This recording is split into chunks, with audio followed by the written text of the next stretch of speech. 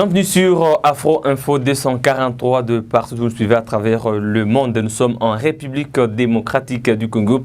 Les députés nationaux ont voté lundi une motion disciplinaire pour sanctionner l'absentéisme à l'Assemblée nationale. Le bureau de la Chambre basse du Parlement congolais menace d'invalider les députés qui sèchent les séances plénières sans aucune raison valable. La cellule de communication de l'Assemblée nationale a aussitôt publié une liste des députés qui n'échapperont pas certainement à cette sanction, parmi lesquels figurent des proches de Joseph Kabila ou encore de l'ancien régime. Il s'agit de Adolphe Muzito, Harry Movasa Kanya, Oban Minaku, Marie-Ange Mouchobekwa, Némi Mouilania, Alphani Machozi, Charlie Nawej et Balemagé. Le député Paulin Odiane en parle dans cet extrait.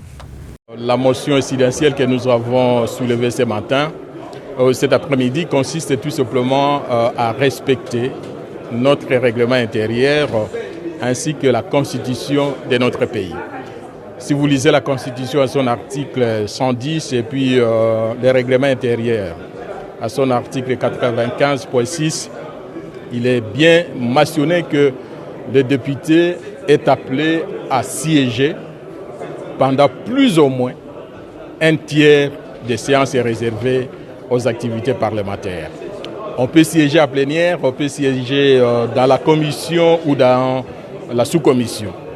Donc, il est tout à fait illogique que nous puissions entretenir l'immoralité dans notre chambre, c'est-à-dire ici, nous avons des élus qui sont là pour représenter une circonscription et qui ne viennent pas participer aux activités de notre chambre. C'est vraiment une immoralité. En conséquence, nous demandons au bureau d'appliquer la Constitution et les règlements intérieurs de notre chambre.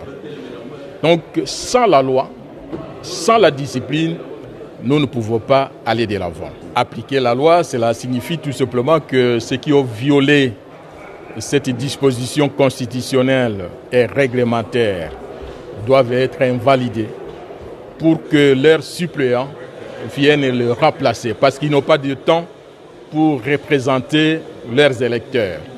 Et dans ce chapitre, l'Assemblée nationale a prorogé pour la 22e fois l'état de siège dans les provinces du Nord Kivu et de l'Ituri. Les députés nationaux de ces deux provinces concernées ont claqué la porte et refusé de participer à cette énième prorogation. Ces élus du peuple refusent de participer une fois de plus à une prorogation de l'état de siège au vu de la situation sécuritaire qui demeure dégradante dans la province du Nord Kivu ainsi que celle de l'Ituri. Suivez dans cet extrait le député Mwanza Singoma, président du caucus des députés nationaux du Nord Kivu.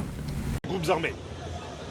Nous avons en tout cas tous salué la décision du chef de l'État de mettre en place l'état de siège qui avait comme objectif de ramener la sécurité et la paix à l'Est pour la province du Nord Kivu et de l'Ituri. Malheureusement, il est constaté que malgré l'état de siège, nous continuons à déplorer chaque jour des morts dans tous les territoires de nos deux provinces respectives. Et nous nous posons la question, est-ce que réellement l'état de siège pourra mettre fin à cette situation là-bas de massacre que nous avons à l'Est, ou bien est-ce qu'il faut se poser d'autres questions pour revenir à d'autres solutions?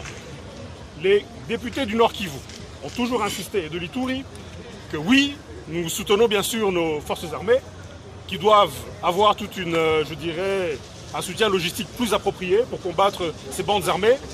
Mais nous ne comprenons pas qu'après tous les mois où l'état de siège a été mis en place, et malgré les massacres qui continuent, on continue à insister que c'est la seule solution. Et malheureusement, ce que nous constatons aussi concernant l'état de siège, c'est qu'il a basculé plus vers une pression fiscale, mobilisation des recettes, etc., plutôt que de vraiment se concentrer sur la sécurité et la paix.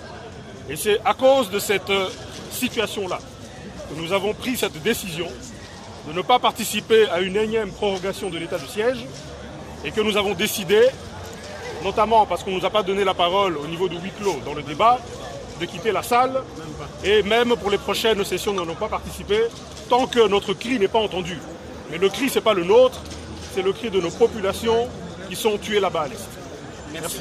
Pourquoi on nous refuse le débat? Les plans de coupe. Les plans de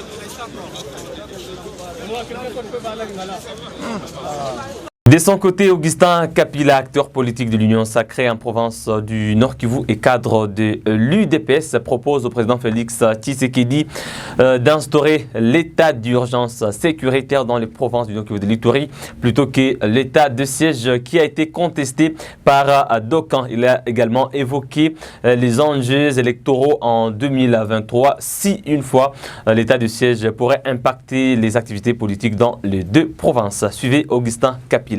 L'état de siège, il faut de plus prorogé par les députés nationaux. Je ne parlerai pas d'une dictature, mais plutôt le président de la République et même l'Assemblée nationale est en train de chercher comment trouver des solutions palliatives à l'insécurité, n'est-ce pas, qui a gangréné depuis longtemps à l'est du pays. Mais est-il vrai que, comme l'état de siège lui-même a déjà fait longtemps et certains Congolais sont fatigués de l'état de siège, ça il faut les souligner bien comme ça, ils sont fatigués.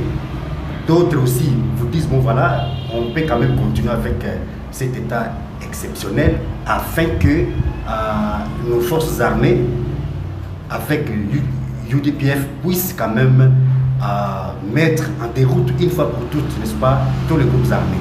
C'est bon.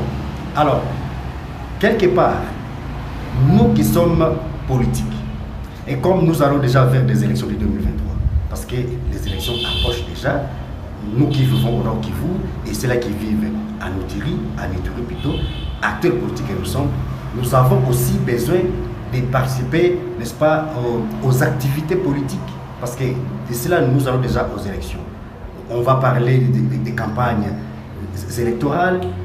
Nous allons voter les députés nationaux, provinciaux et les présidents de la République.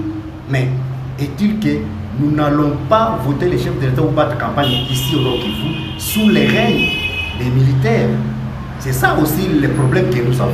Donc, raison pour laquelle nous qui sommes les acteurs politiques de l'Union sacrée au Nord Kivu, nous avons proposé ceci au président de la République, de mettre en place l'état d'urgence sécuritaire. On remette, n'est-ce pas, le pouvoir à l'autorité civile tout en gardant, n'est-ce pas, la mutualisation des forces FARDC UDPF pour arriver au moins à travailler convenablement et mettre en déroute les groupes armés. Donc on ouvre quand même l'espace politique au Nord Kivu et à l'Ituri. Parce que si nous continuons dans cet angle-là, nous risquerons, nous ici au Nord Kivu, de ne pas voter. Et cette histoire-là, ça ne va pas bien passer dans les oreilles des Congolais que nous sommes au Nord Kivu et à l'Ituri.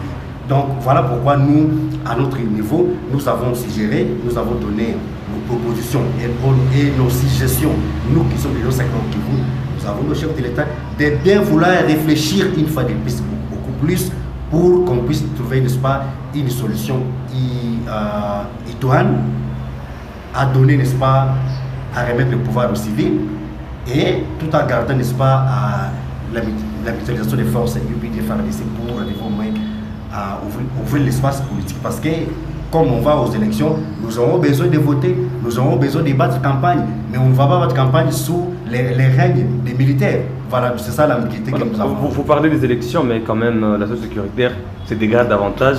Il y a un député qui a dressé un bilan de 5000 civils tués depuis l'instauration de l'état de siège. Les députés nationaux du Nord Kivu de l'Ituri ont refusé de participer encore à la prorogation de l'état de siège. Est-ce que vous ne pensez pas qu'en dehors de l'aspect politique, il y a vraiment une situation sécuritaire calamiteuse, la situation humanitaire, et qu'il faut une approche qui puisse amener un résultat escompté? Je sais que nous sommes dans un état spécial, exceptionnel, parce que la solution peut être trouvée partout pour que la paix revienne. C'est vrai que l'état de siège nous a quand même donné des fruits palpables. Ça, il ne faut pas quand même ignorer. Nos militaires, nos FARDC, ont fait quand même un travail d'équitant Mais est-il vrai qu'il y a certaines poches de résistance qui continuent, n'est-ce pas, à gangréner les sécurités à l'est du pays.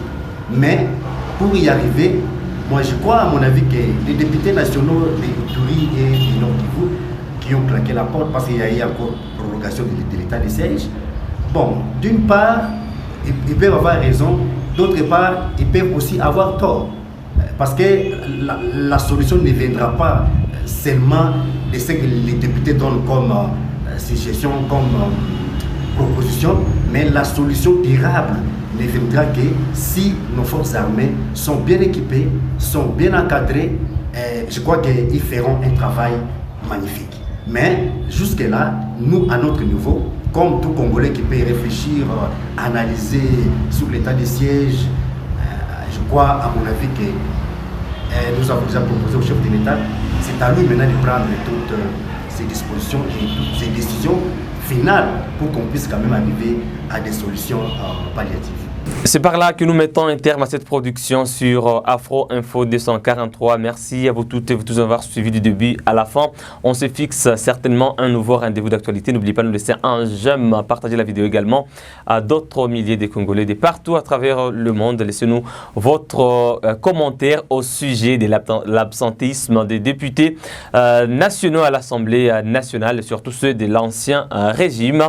N'oubliez pas en tout cas de nous laisser votre commentaire pour aussi que nous sachions votre point de vue. On se fixe à un nouveau rendez-vous. À très bientôt.